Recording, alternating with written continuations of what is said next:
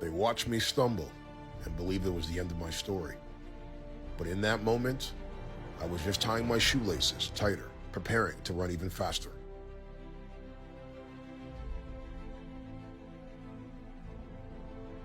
Regardless of how people felt of me at that time, I knew I had to make it. Not for them, but for me. When I realized a lot of people confused my confidence for arrogance. What they don't understand, they don't realize the process that I went through and how much I had to believe in myself at a time when nobody else did to make a lot of things happen in my life. When I was finally in a good space, I realized some things are just meant to be and to happen if you believe in yourself. The strongest ones in life are not those ones that show strength in front of you. The strongest ones are the ones that overcome battles you know nothing about. Understand this. I'm not where I want to be, but I thank the higher power every day. I'm not where I used to be. So let me be clear about something. I don't give a fuck who talks about me behind my back. They ain't gonna say it to my face, and definitely ain't gonna do nothing about it. So they can stay right where they belong, behind me. But if you want some, come get some.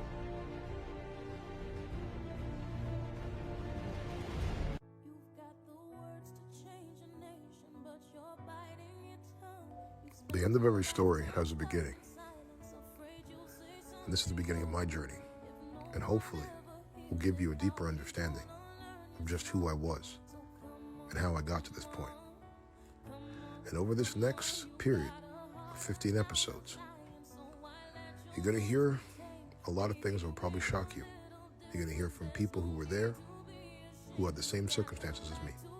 And hopefully, by the end of this story, this journey, you'll have a deeper understanding and just know a little about who I am. Many of you think you know who I am,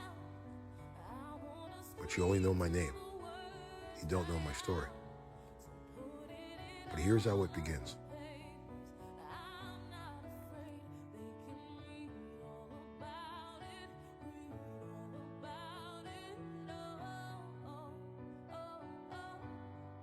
Gang life. Anybody that thinks there's loyalty in this game, understand, there's not.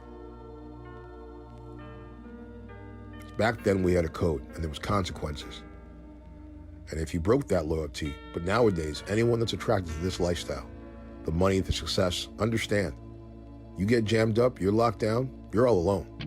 All those homies you thought had your back, they ain't coming to save you. It's you by yourself in that jail. For 14 years, and I currently handle our violent gang. So many young people, even if they're not in gangs, make split-second decisions, right, that aren't always good. And serious to the point where he had to do American History X on him. So anyone that's seen that movie, we're guys that were kind of forced, so to speak, into that life, whether you like it or not, unfortunately. And we're both lucky to kind of be where we are too today. It was going to be a point where they were going to sit there and say, you know what, man, my bad. Yeah. But it was never a situation I looked at that we were walking into a building and going, yo, let's throw the fuck down. Like, it was, we're not going to run like cowards or chickens with our head between our tails if the 20 come to 4. Because our mentality was, okay, if the 20 come to 4, you better make sure that we're all dead. I built this shit. Me. You think I'm just gonna forget what they did? Let me ask you a question. What good is power if you cannot protect the ones you love?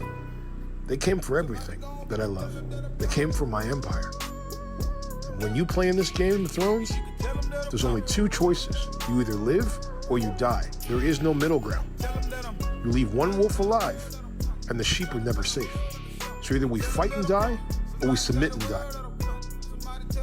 How far would you go to protect the ones you love? What would you do if someone was hunting to kill you and your family? Would you run away, or would you stand and fight?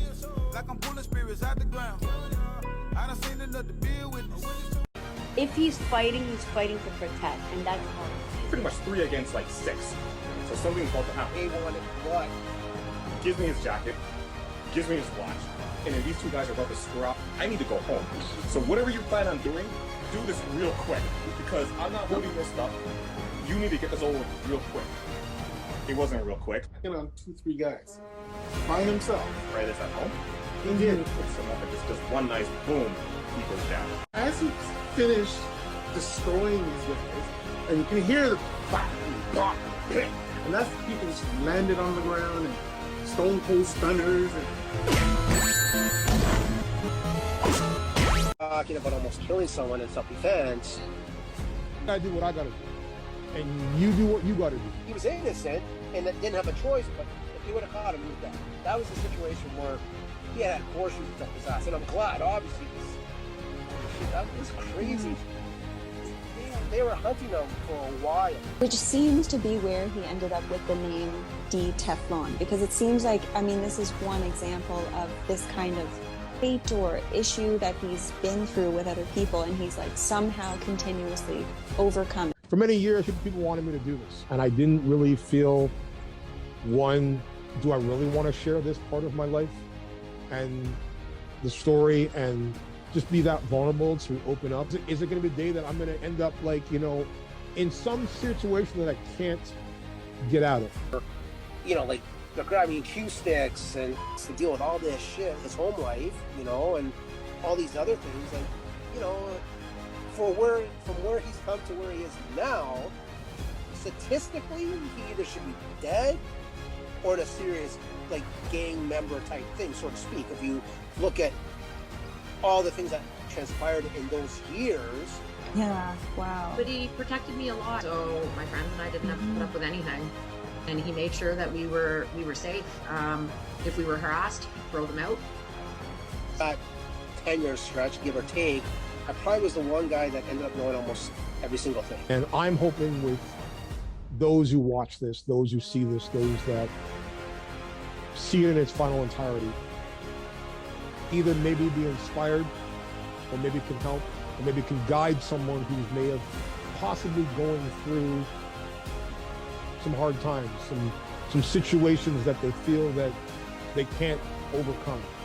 And hopefully, you know, if there's one person that it can inspire, then we'll see. We'll see if the job is done. He had a smile on his face. It didn't matter That's what was amazing. going on. He was always attentive to the people that he cared about. In this generation, it's so hard to find real people. And he's never, the only thing that's changed about Dee is that he's more protective of himself. You who are positive influences in the world and have a great vibe. He's always been tough, but I would say he's a lot tougher now with his boundaries. And he's more vocal about, nah, I'm not going to put up with that shit. I don't have time for that in my life. So I feel like he's changed in that he's quicker to dump the bullshit and cut the people out of his life who are trying to bleed him dry. So, yeah.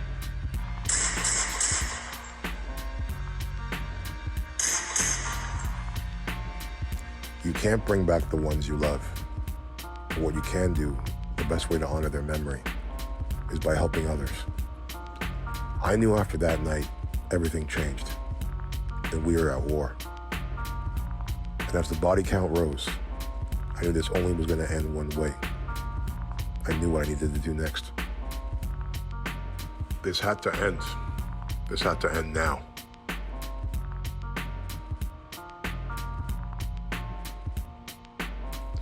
The day I got stabbed, I realized the difference between dying for something and dying for nothing. I realized the only reason why I fought so hard to stay alive that day was because I didn't want to die for nothing. But today, I can die for something. My way, my choice.